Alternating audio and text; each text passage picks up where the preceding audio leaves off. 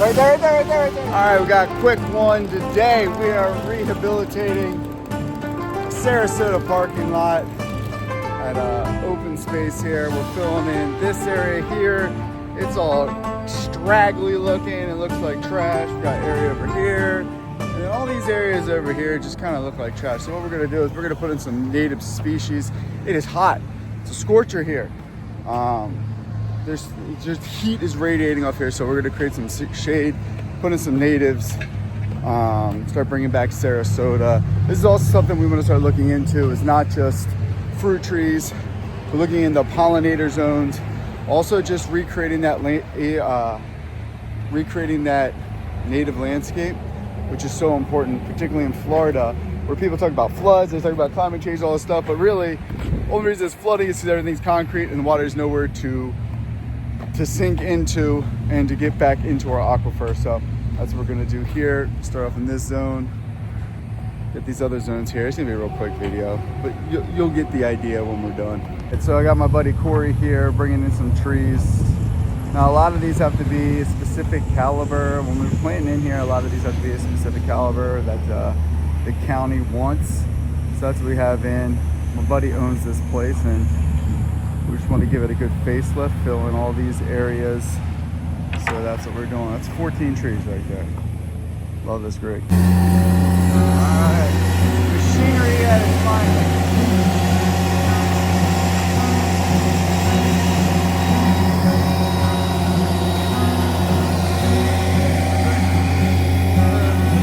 A lot of concrete.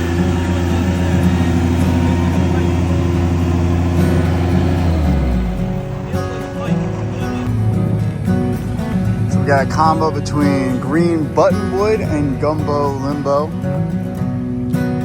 Both native species down here in Florida. Gumbos are beautiful, a ton of medicinal benefits to them. The green buttonwoods are just beautiful in general. They almost look like, if you look at this right here, it almost looks like the way a chaya is. Snap it off, pop it in the ground and keep going. And that's the thing with gumbos, you can literally just do that.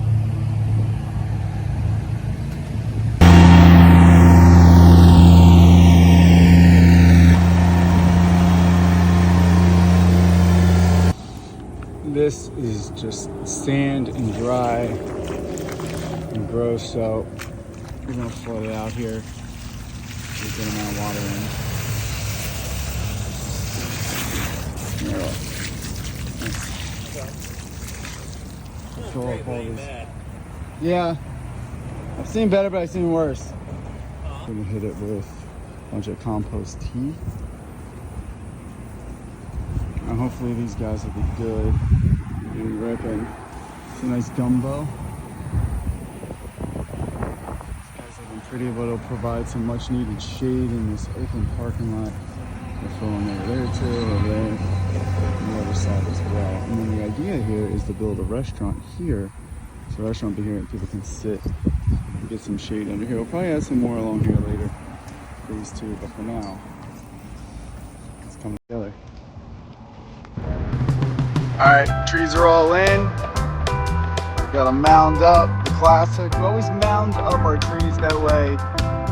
And water sits, pulls in there, and it does a slow submerge down in and it just doesn't run off. I call it the volcano. You can call it whatever you like. But this area is done. It's going to provide a lot of shade. You already saw some of those other areas up there. All right, so we got the trees in. Next we're gonna mulch. But just look at the difference. See trees look. Bring these in. So nice trees, nice greenage here. Got some over there, over there. Like I said, hopefully this casts shade down in here. It keeps this parking lot from getting 120 degrees. I'm sure we all seen the videos of guys walking through a town. They go down this street and it's so hot. They took out all the trees. You walk down this street, it has trees in it. It's 15, 20, 30 degrees cooler. Well, that's it. So we're here at the Asian market here in Sarasota. Hopefully we're gonna be putting a restaurant over here on the other side, which would be awesome because these trees then will provide some shade. People will be able to sit outside. Hopefully it keeps this place from being so hot. Like as you can see, we're in Florida and they just took out everything. It's just car dealerships, highways, everything. Florida, I don't know what you guys are doing, but this is the reality now. Besides like some random scrub stuff that's over here. So being intentional, we're bringing back these native trees. So you see this is gonna look so much better here once that's all mulched in. And the crazy thing is here, so there's no irrigation. And it's crazy, because my buddy's like, hey, I wonder how old this irrigation is. I think it's from the 70s. And I'm like, why do you say that? And he was saying that the pipe here, he observed this pipe, and the pipe says, where is it? It says 76 on here. So we're like, nah, there's no way this is 76, like 1976. There's no way that's the thing.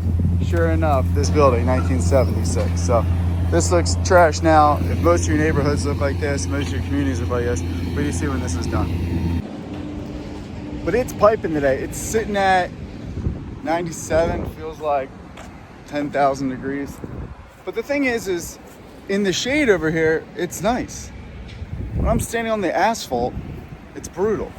Unfortunately, we're working on the asphalt, but I now have shade. We instantly got shade here, right here.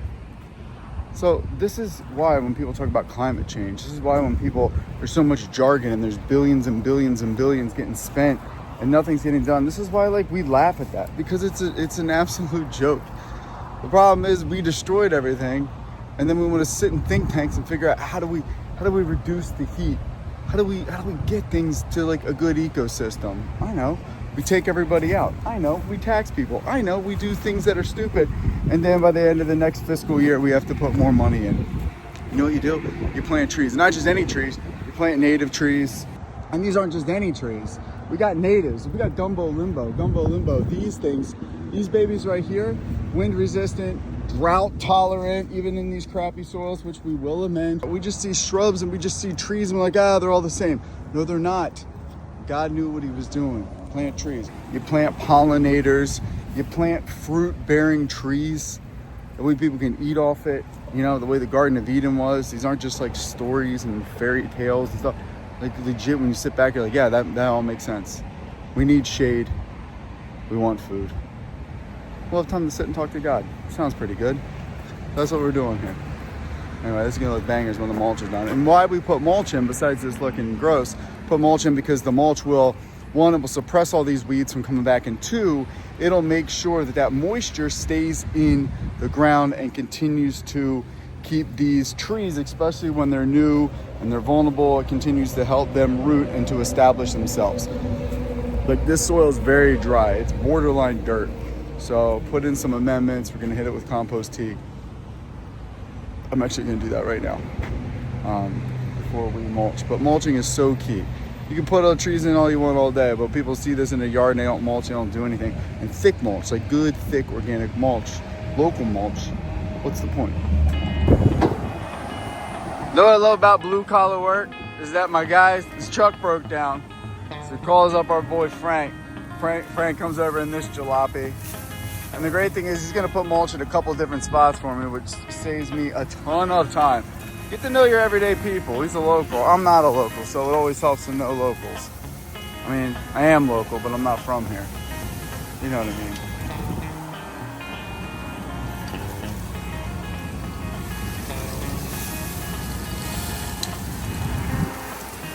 All right.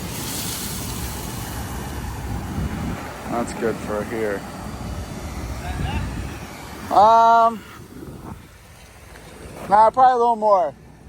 A little more, sorry. You gotta back it up a little more? Yeah. Right there. You're gonna go up and over. This is fucking beast mode. Try to roll some locals. Some local mulch going in. It's not the best looking, but all right, that's good right there. Hold up. So I'm picking some of this mulch. It's supposed to be 10 yards. Don't know.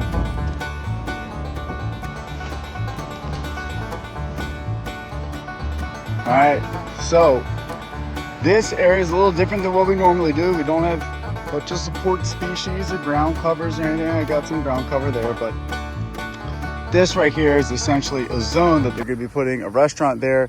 So it's an area that we'll hit it with more mulch in a couple months. We just want to get everything established here that will level this up, and this will be a nice cool place where people can sit. But this also serves as multiple purposes. Like the fact that this is breaking down is going to break down that really crappy soil that they had. It was just it was dirt. When you talk about dirt, that back there was dirt. Filled this area in. It's gonna look so nice. By the way, haven't had the food here, but the place is always packed. Look how nice this looks here.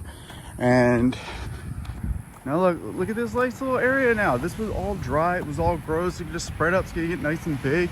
My wife loses her mind when I park in a parking lot and it's in baking sun. There's no shade.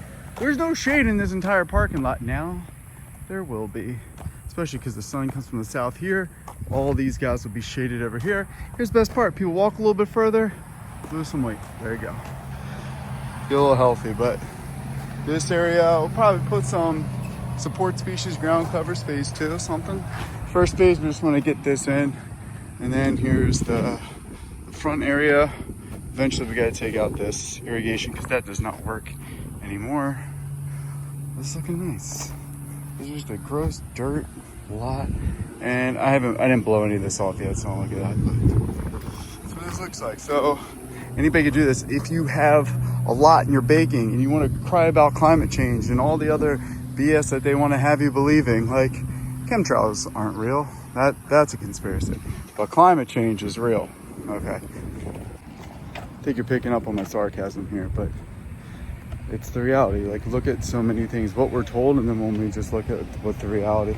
How's it look?